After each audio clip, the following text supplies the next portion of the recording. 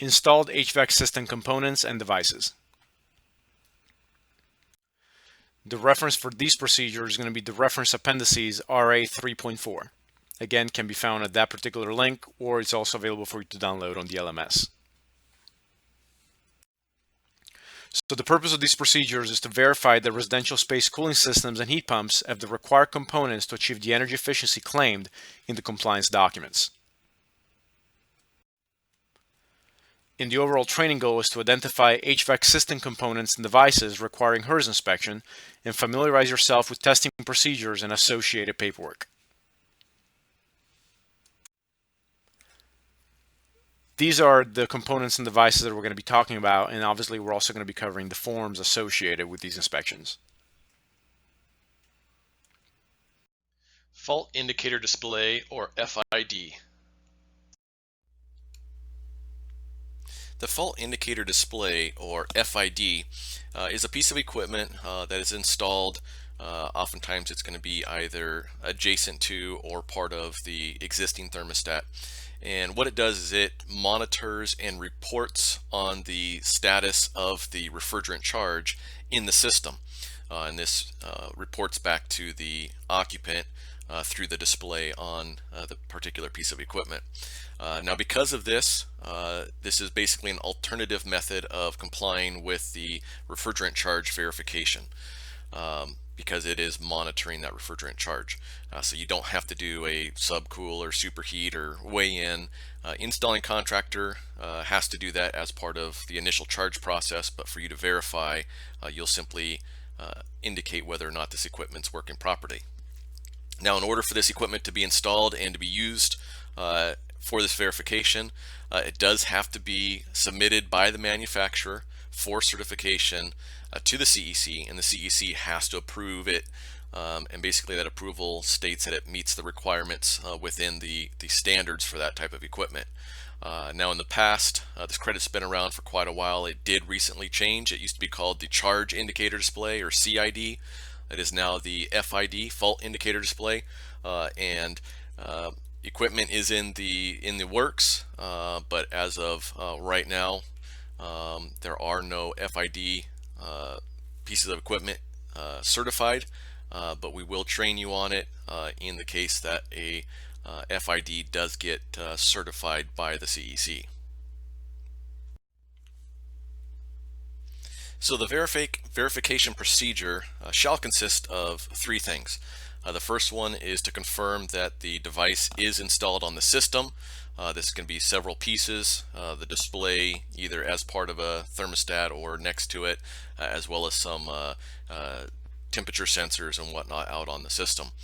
Next, you're going to confirm that the device meets the CEC specifications, and to do that, you're simply going to get the make and model number of the installed equipment and verify that it has been approved and exists on the CEC's approved equipment list.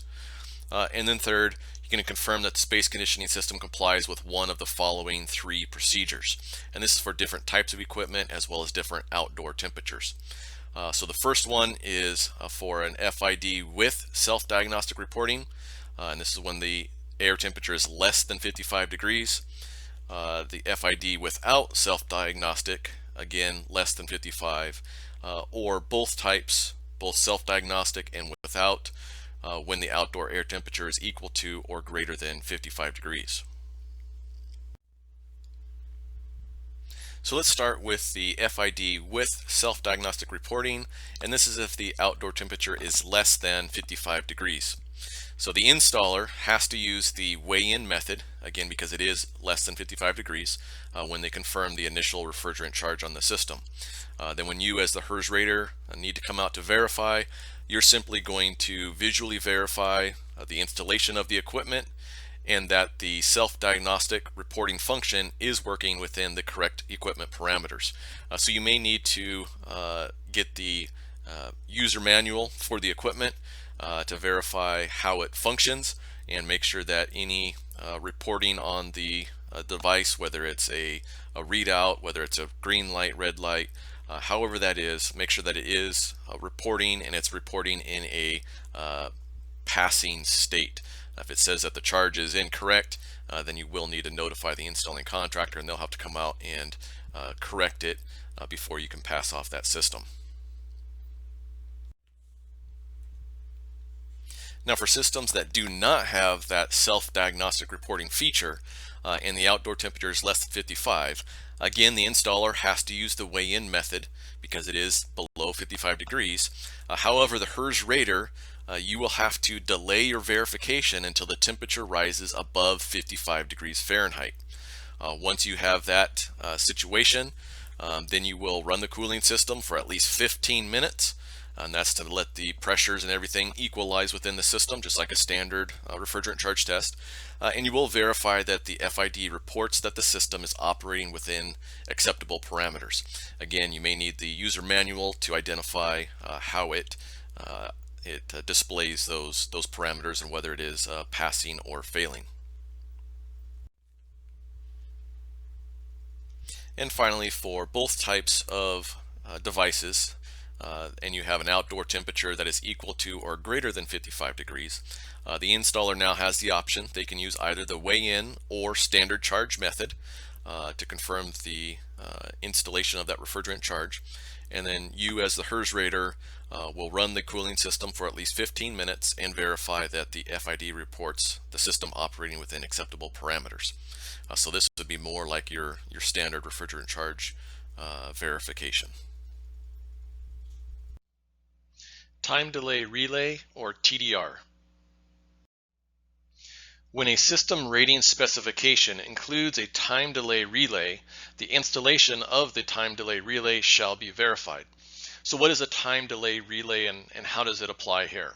So when we're going to be looking at in here just a second, we're going to be looking at both the SEER rating and the EER ratings. And sometimes when those values are calculated, they take into account this time delay relay.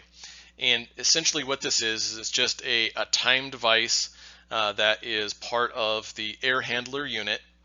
And what it does is it allows the fan to continue running for a period of time after the condensing unit has turned off. So on the cooling cycle, when the condenser is running, it's pumping refrigerant through the evaporator coil, and it's absorbing heat as the air moves across it.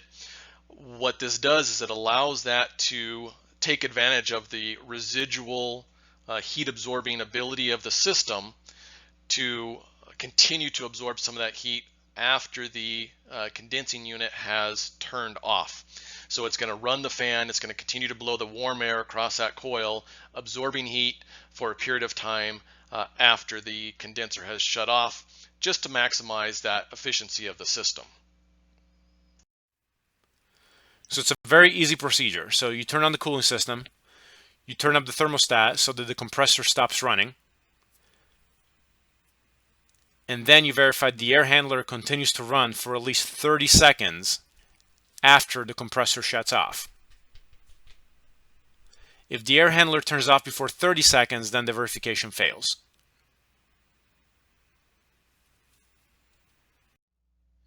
In this section, we're going to cover the verification procedures for energy efficiency ratio, seasonal energy efficiency ratio, the heating seasonal performance factor, and heat pump capacity. Now, those first three generally go by their acronym, which is EER, SEER, and HSPF. So let's go and take a look at what you'll need to do in order to verify compliance with these HERS measures. When installation of specific matched system equipment is necessary for compliance with requirements for higher than minimum values for system EER, SEER, or HSPF, the installed system equipment shall be verified by a HERS rater. So what does this mean? So like with all things, there are going to be either minimum or maximum values for various things. So this is dealing with your cooling equipment. And so the cooling equipment, it has rated efficiencies, and those efficiencies are going to be listed as either the EER, the SEER, or the HSPF, depending on what type of equipment it is. And it can be a mix or match. You can have a higher than minimum EER but a minimum SEER, or vice versa, or maybe you have higher than minimum values for both EER and SEER. So it's not really one or the other. It can be a mix and match. It just depends on what the energy consultant needs to model in order to get the home into compliance. Now, typically you're going to see EER and SEER on more standard AC systems, where you're going to see the HSPF on heat pumps. The process is going to be the same. You're just going to end up with different end values that you'll be then verifying against the target value on the CF1R. And as I mentioned, the procedure is going to be the same for all three, both EER, SEER, and HSPF. We'll take a look at heat capacity here in a minute, but let's just look at these first three: EER, SEER, and HSPF. So you're going to start off by collecting the make and model number of the installed outdoor unit, so that's the condenser that's outside, and then collect the make and model number of the installed inside coil, so that's the evaporative coil that's inside attached to an air handler of some sort. And then you're going to collect the make and model of the installed furnace or air handler when necessary. So how are you going to know when it's necessary? We'll cover that when we start going through. As you start to look up the pairing, occasionally the result will require all three. And generally this is going to be the case when all three pieces are from the same manufacturer. When you use what's called a third-party coil, that means that that coil manufacturer is different than the manufacturer of the indoor air handler or furnace and the condenser. Oftentimes the furnace and condenser are going to be the same manufacturer, and then you'll have this third-party coil. Those typically will not need to have the furnace or air handler make and model information, but when you have the same manufacturer for all three pieces, that's oftentimes when you're going to need it. But again, not always. So always collect it. You can always put it into the input, and it may or may not affect the overall rating. So you always want to make sure that you collect all three of them so that you have them when you go through the lookup process. Now the next one is to verify either a TXV or EXV when necessary. Again, when necessary, when you look up this pairing of equipment, it will tell you whether or not a TXV was included as part of that assessment. So we'll, at the end of the on the HRI website, which we'll look at here in a second, it will list on there, it'll say plus TXV to let you know that a TXV is required. And so if it is, then you need to make sure that one was installed as part of the equipment, either from the factory or field installed. And then verify TDR when necessary. And remember, we just talked about TDR in the previous section, the time delay relay. And again, on the website, HRI website, when we look this up, it will tell you whether or not a TXV is required as part of that pairing or whether a TDR needs to be verified. The verification shall utilize certified rating data from the AHRI Directory of Certified Product Performance, and this is your web address here. The information collected in the previous slide will be used to verify the EER, SEER, and or HSPF compliance. So AHRI Directory is where you'll go. They have a huge database of certified product performance ratings, and so we'll show you here in a second how to navigate that, and then you'll also have a chance to do a little bit of work on your own using that database to try and get familiar with how it works. So we're going to go ahead and demonstrate the steps needed to search for your products, the furnace coil condenser combinations on the web-based version. The app-based is similar, slightly different, but fairly close. So when you go to ahridirectory.org, you'll come to this screen here, and you'll want to click on Search Product Database, followed by Residential, and then Air Conditioners and Heat Pumps. And then from that final list there in the red box, you're going to select the type of system that you need to verify. That will then take you to this screen here, and there on the left-hand side is where you're going to enter the data that we collected. So go ahead, enter the make and models of the various pieces of equipment. Sometimes less is more when you are doing this. If you don't match your model numbers as they are or as they exist within the directory, it doesn't always find it.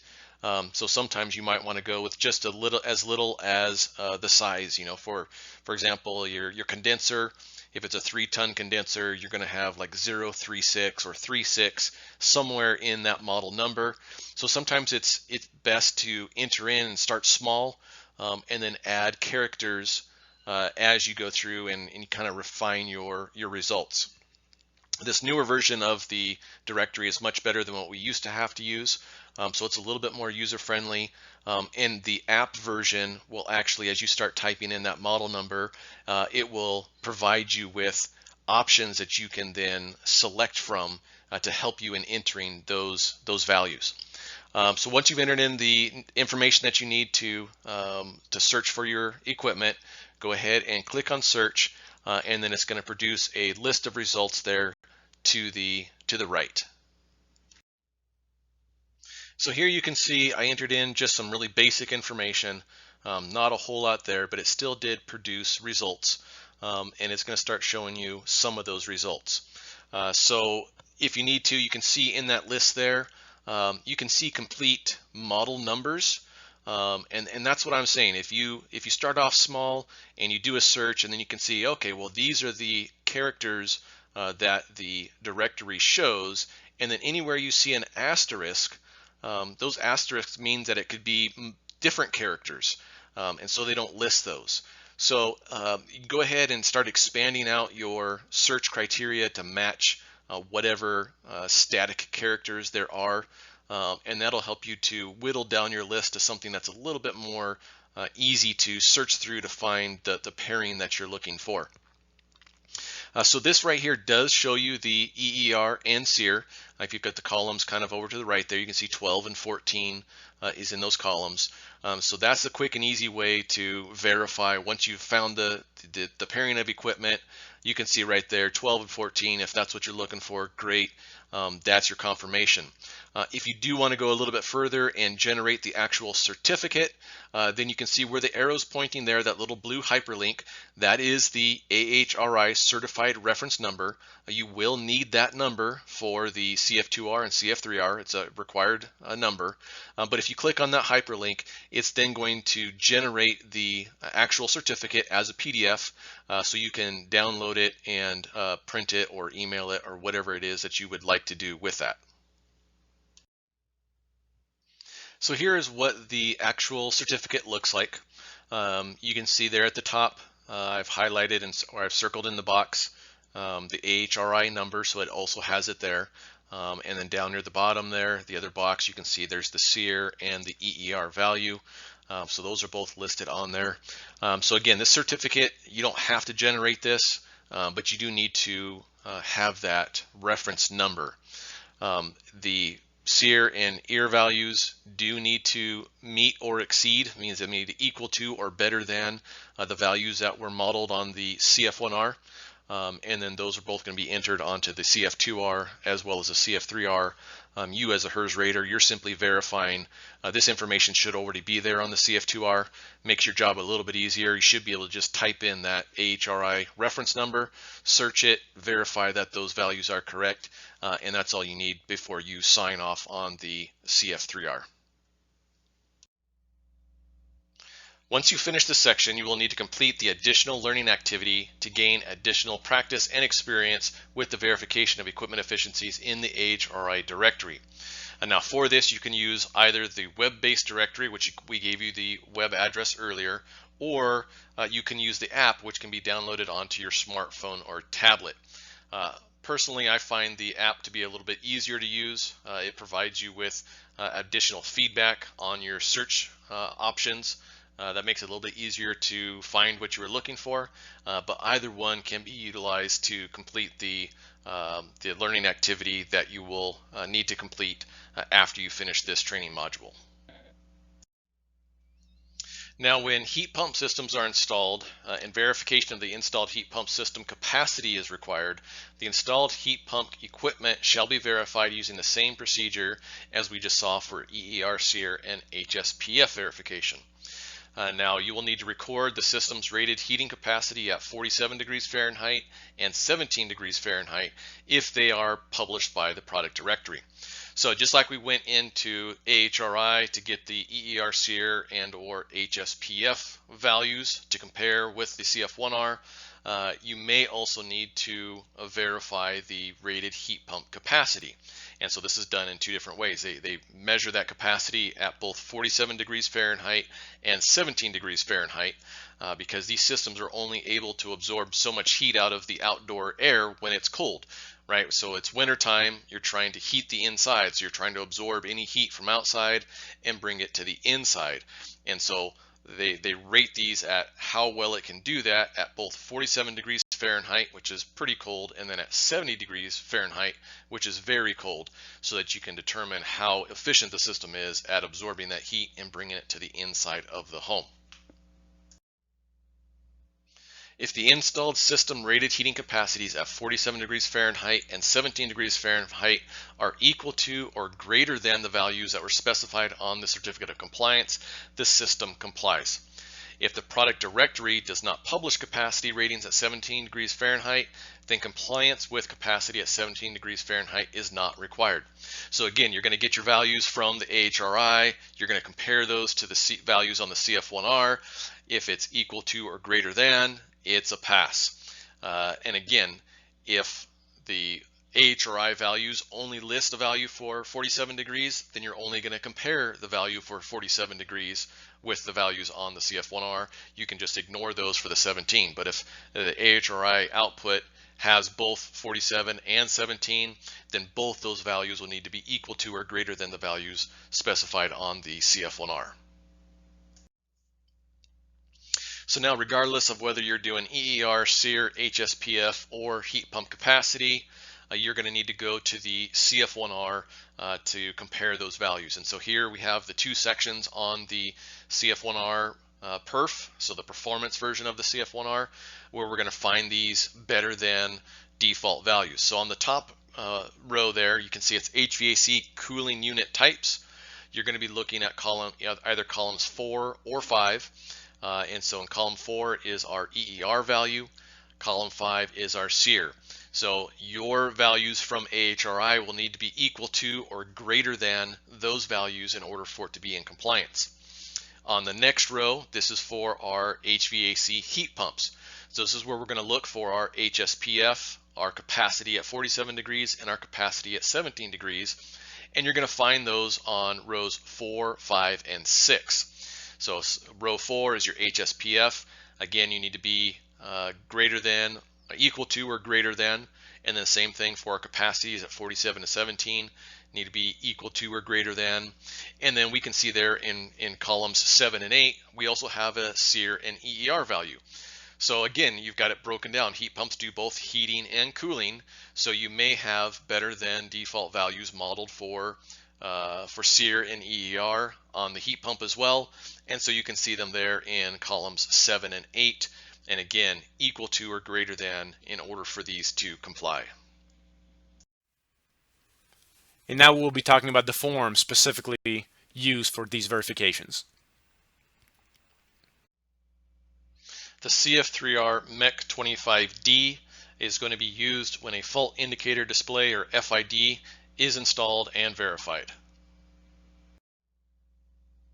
The CF3R MEC 26 is going to be used to verify the SEER, the EER, HSPF, the TXV, time delay relay, and rated heat pump capacity. If you have any additional questions, again, feel free to contact us via messaging system, email, or give us a call.